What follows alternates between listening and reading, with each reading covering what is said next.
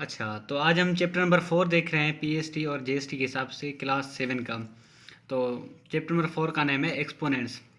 तो एक्सपोनेंट हम base exponent इसके लाज कुछ हम देखेंगे। तो ये इम्पॉर्टेंट एमसीक्यू के हिसाब से इम्पॉर्टेंट चैप्टर है। तो बेस क्या होता है? Base is a number which is to be multiplied by itself according to exponent. अच्छा, इसको समझने से पहले थोड़ा इधर देखिएगा। अगर मैं ऐसे लिखूँ 2 पावर 3। अच्छा, तो ये जो चीज़ है इसको मैं बेस कहता हूँ और इसको मैं क्या कहता हूँ? पावर कहता हूँ। तो इसका मतलब क्या है? इस पावर का मतलब ये है कि मैं बेस को उतनी मर्तबा मल्टीप्लाई करूँगा। इसका पावर 3 है, इसका मतलब क्या है कि मैं 2 को 3 बार क्या करूँगा? मल्टीप्लाई करूँगा। तो जितनी पावर होगी उतनी दफ़ा हम क्या करेंगे? उसको मल्टीप्लाई करेंगे। तो यहाँ पर डेफिनेशन क्या कह रहा है? Base is a number which is to be multiplied by itself according to exponent. मतलब एक्सपोनेंट या पावर या इंडाइसिस के हिसाब से हम क्या करते हैं? बेस को आपस में मल्टीप्लाई करते हैं। उनके बाद अगर हम एक्सपोनेंट या इंडेक्स की बात करें, या इसको हम पावर भी कहते हैं, it is a number which represent the number of times a base is to be multiplied itself. अच्छा, तो एक्सपोनेंट या पावर हमें क्या दिखाता है? लेट सपोज ये 2 पावर 5 है। इनका मतलब ये है, पावर का या एक्सपोनेंट या इंडेक्स का मतलब ये है कि हम बेस को कितनी मरतबा क्या करेंगे? मल्टीप्लाई करेंगे। एक्सपोनेंट का मतलब ये होता है। ये 2 पावर 5 है, इसका मतलब क्या है कि मैं 2 को 5 दफ़ा मल्टीप्लाई करूँगा जो मुझे रिजल्ट मिले। उनके बाद एक्सपोनेंट या पावर या इंडेक्स के कुछ लाज हैं। एक ला तो ये है कि आपके अगर बेसिस सेम है, जैसे कि यहाँ पर ए आपका बेस है, यहाँ पर आपका ए बेस है और पावर्स क्या हैं? डिफरेंट है। तो इसके लिए सिंपल रूल क्या है कि आप बेस सेम ही ले लें, पावर्स को आप क्या कर दें? ऐड कर देंगे। लेट सपोज ये 2 पावर 3 है और 2 पावर 5 है। यहाँ पर आपके बेसिस क्या है? सेम है और पावर्स आपकी क्या है? डिफरेंट है। तो आप सिंपली क्या करेंगे? 2 पावर 3 प्लस 5, तो 2 पावर 8 आपका क्या होगा? करेक्ट आंसर होगा। तो कहने का मतलब क्या हुआ? अगर आपके बेसिस सेम है, पावर्स डिफरेंट है, तो सिंपली आप क्या करेंगे? पावर्स को ऐड कर देंगे। अगर मैं ऐसे कहूँ 5 पावर 3 इंटू 5 पावर-2, तो इसका मतलब क्या है कि मैं इसकी पावर्स को क्या करूँगा? ऐड कर दूंगा। 3 प्लस इसका पावर क्या है? -2, तो 5 3 -2, 3 में से 2 गए तो 5 पावर 1। आपका करेक्ट आंसर क्या है? 5। तो ये फर्स्ट रूल है। इसका अगर हम सेकंड रूल की बात करें तो सेकंड रूल ये है, अगर आपके पावर सेम है और बेसिस डिफरेंट है, पावर सेम है बेसिस डिफरेंट है, तो आप सिंपली क्या करेंगे? बेसिस को आपस में ज़र्ब करके मल्टीप्लाई करके उसका पावर आप सेम ही रख देंगे। अगर ये 2 पावर 3 है लेट सपोज, और इसकी जगह आपकी क्या है? 5 है, इसका पावर क्या है? 3 है। इसका मतलब क्या है कि आपके बेसिस डिफरेंट हो गए और पावर क्या है? सेम ही है। तो आप क्या करेंगे? सिंपली 2 × 5 पावर 3, 2 5 10 पावर 3, ये आपका क्या होगा?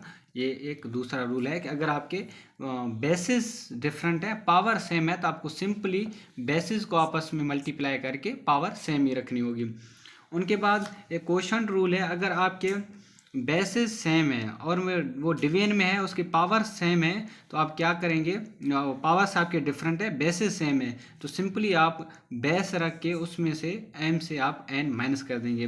लेट सपोज ये 2 पावर 5 है और 2 पावर 3 है। इसका मतलब क्या है कि आपके बेसिस सेम है लेकिन पावर्स क्या हैं? डिफरेंट हैं। तो आप क्या करेंगे? 2 पावर 5 - 3, ये आपको करेक्ट आंसर क्या मिलेगा? 2 पावर 2। तो ये एमसीक्यू के हिसाब से कुछ इंपॉर्टेंट है। उनके बाद अगर हम फोर्थ रूल की बात करें, फोर्थ रूल ये है, अगर आपके पावर सेम है लेकिन बेसेस डिफरेंट हैं, तो आप सिंपली क्या करेंगे? बेस सेम ही रखकर पावर एक ही लगाएंगे। तो अगर ये 2 पावर m है डिवाइडेड बाय 3 पावर m, तो इसका मतलब क्या होगा? ये 2/3 पावर m। m ये आपका जनरली है। अगर यहाँ पे मैं लिख दूँ 5 पावर 4 डिवाइडेड बाय 6 पावर 4, तो इसका मतलब क्या होगा कि 5/6 में एक ही पावर यहाँ पर रख सकता हूँ। ये आपके क्या है? कुछ इसके हिसाब से हम अच्छा सॉरी, ये क्या है? आपका 4 है, क्योंकि आपके बेसिस क्या हैं? डिफरेंट है, लेकिन पावर दोनों का क्या है? सेम है। तो आप क्या करेंगे? सिंपली 5/6 उसके पावर क्या कर देंगे? आप सेम ही लिख देंगे, 5/6 पावर 4। उनके बाद पावर का एक लॉ होता है कि कि अगर पावर के ऊपर पावर है तो आप सिंपली क्या करेंगे, पावर को पावर के साथ मल्टीप्लाई कर देंगे। A power M power N है तो ये आपका क्या होगा, A power M N. Let suppose ये 2 पावर 3 है और पावर 5 है। इसका मतलब क्या है कि 2 से जो 3 और 5 पावर है इसको आप क्या कर देंगे, मल्टीप्लाई कर देंगे। तो ये क्या होगा, 2 पावर 3 5 द 15। उनके बाद यहाँ पर कुछ मैं नोटेबल पॉइंट्स की बात करूँगा कि ए पावर 0 इज इक्वल टू 1। किसी भी रेशनल नंबर के ऊपर अगर पावर 0 है तो वो किसके बराबर होगा, 1 के बराबर होगा। ये ए कुछ भी हो सकता है। अगर 5 पावर 0 है तो ये किसके बराबर होगा, 1 के बराबर होगा। इसका मैं यहाँ पर प्रूफ देना चाहूँगा। लेट सपोज ये A square upon A square है, तो मैं इसको ऐसे लिख सकता हूँ, A into A divide by A into A. ये आपस में कैंसिल हो जाएगा, आपको क्या जवाब मिलेगा, 1 मिलेगा। तो इसको मैं ऐसे भी तो लिख सकता था, ए पावर 2 माइनस 2। अभी मैंने आपको क्वेश्चन रूल बताया, तो ए पावर 0 ये भी किसके बराबर होगा, 1 के बराबर होगा। तो ये इसका क्या है, एक हिसाब से प्रूव है कि किसी के भी ऊपर अगर पावर 0 है तो वह 1 के बराबर होगा। अगर 5/3 पावर 0 तो ये किसके बराबर होगा, 1 के बराबर होगा। ये बात हमेशा याद रखिएगा। अगर आपका पावर नेगेटिव है, उसको पॉजिटिव बनाना है तो आप क्या करेंगे, लेट सपोज ए पावर माइनस एम है, तो इसके नीचे कुछ नहीं है, मतलब 1 तो मौजूद है। आप क्या करेंगे, डिनोमिनेटर को ऊपर ले जाएंगे और न्यूमरेटर को नीचे ले आएंगे, तो आपका पावर क्या हो जाएगा, पॉजिटिव हो जाएगा। तो 1 को आप ऊपर ले जाएंगे और ए को नीचे ले आएंगे, तो इसका पावर क्या हो जाएगा, पॉजिटिव।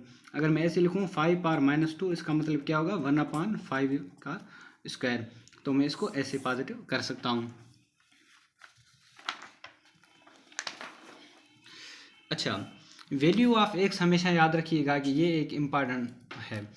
तो इधर देखें, अगर ये 2 पावर एक्स है, यहाँ पर मैं लिख दूँ 2 पावर 3। अच्छा, अगर आपसे पूछ रहे हैं कि x की कीमत क्या होगी, एक बात हमेशा याद रखिएगा, जब भी वैल्यू ऑफ x की बात करें तो आपको 2 चीज़ें ध्यान में रखनी चाहिए। या आपको बेस सेम करने होंगे या आपको पावर सेम करने होंगे। तो एक बात आपको ध्यान में रखनी चाहिए, या आपके बेस सेम होने चाहिए या पावर सेम होनी चाहिए। यहाँ पर आप देखेंगे, अब ये पावर्स तो सेम नहीं हो सकते क्योंकि ये x है, ये 3 है, इसकी बेसिस क्या है, सेम है। जब भी बेसिस सेम होंगे तो बेस में आपस में कट जाएगा, x की जो वैल्यू मिलेगी वो आपको 3 मिलेगी।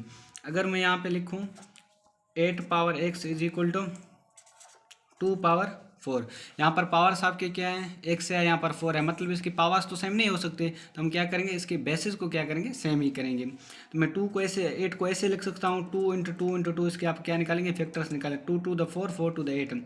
तो ये 2 पावर 4, इसका पावर क्या है, x है। तो ये 2 पावर 3 हो जाएगा, क्योंकि बेसिस सेम है तो आप पावर्स ऐड कर देंगे। 2 power 3 is equal to 2 power 4 3x, sorry, क्योंकि 2 का पावर 3 हो जाएगा, 3 को x के मल्टीप्लाई कर देंगे, 2 पावर 3x हो जाएगा। अब पावर्स बेसिस आपके सेम हो गए, बेस में कट जाएगा, तो 3x किसके बराबर होगा, 4 के बराबर होगा।